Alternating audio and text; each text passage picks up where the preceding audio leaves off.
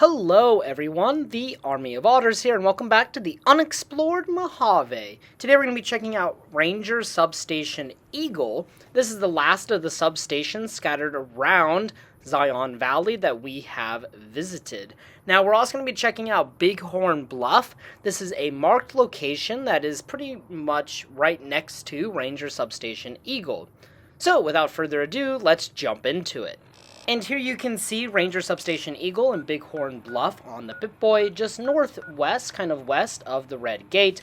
Also, there's this little canyon behind Ranger Substation Eagle that is unmarked, and we will check it out. As I approached, there were some vicious dogs, and then a Yaoguai, and then just all chaos really broke loose as I was making my approach to Ranger Substation Eagle. There was a mole rat, there was a Yaoguai, then there were cazadors that killed this freaking dog. They stung me, and just all chaos really ensued.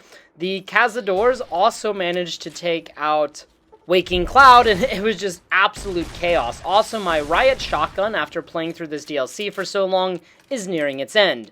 And then here is Waking Cloud being incredibly lazy after fighting a Yaoguai and cazadors.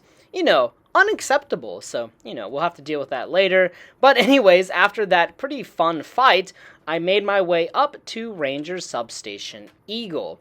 And it sits on the top of this little hill. Now at the top I found more Yaoguai, but they were no match for my riot shotgun. Then inside the substation there is this Fallout truck, very common around Fallout New Vegas. There's also a lot of crates inside this garage with ammunition, bottle caps, and pre-war money. Definitely worth taking a look through here because I actually found a good amount of ammo, so you might want to take a peek. On top, it's just like all the other Ranger substations. In this first aid kit, I found 10 stim packs, which is quite good if I do say so myself. There's also these sacks, but they don't really have a whole lot in them, and then a very hard locked locker. However, there wasn't anything in it besides a hunting rifle and a few rounds of ammunition. And that's all for Ranger Substation Eagle. Then to the south of Eagle, you will see these tents if you have started the quest, Deliverer of Sorrows. If you have not started this quest, there will be no white legs here. This is a white leg camp. Instead, it might be inhabited by some geckos. So let's check that out along with the canyon. And as we head to the back of this canyon, we will find a hollowed out rock. However, there's nothing else back here, and hollowed out rocks are kind of a crapshoot. I got 30 caps, a gecko steak, and some pre-war money.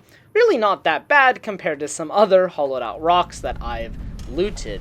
Then in Bighorn Bluff, this is a White Legs camp. It is a part of the quest, Deliverer of Sorrows. But like I said, the camp itself only spawns upon starting the quest. And there was no enemies here because I've already killed them in my previous video about Randall Clark. Then you can actually climb on top of these rocks. I found a hollowed out log along with several of these small mountains or hills or viewing areas. But there's really not a whole lot up here besides some immaculate views of Zion Valley. Alright guys, I hope you enjoyed this episode of the Unexplored Mojave. If you have any recommendations for the next location, as always, please post them in the comments section below.